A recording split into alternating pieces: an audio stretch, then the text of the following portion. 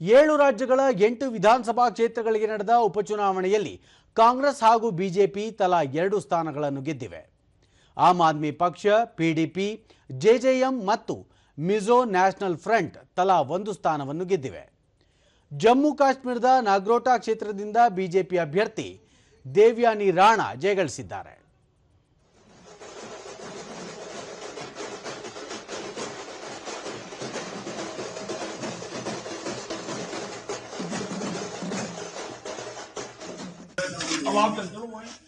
ಒಡಿಶಾದ ನೌಪಾದ ಕ್ಷೇತ್ರದಲ್ಲಿ ಬಿಜೆಪಿ ಅಭ್ಯರ್ಥಿ ಜೈ ಡೋಲಕಿಯಾ ತಮ್ಮ ಸಮೀಪದ ಕಾಂಗ್ರೆಸ್ ಅಭ್ಯರ್ಥಿ ಗಾಸಿ ರಾಮ್ ಮಾಜಿ ವಿರುದ್ಧ 83,000ಕ್ಕೂ ಅಧಿಕ ಮತಗಳ ಅಂತರದಲ್ಲಿ ಜಯಗಳಿಸಿದ್ದಾರೆ.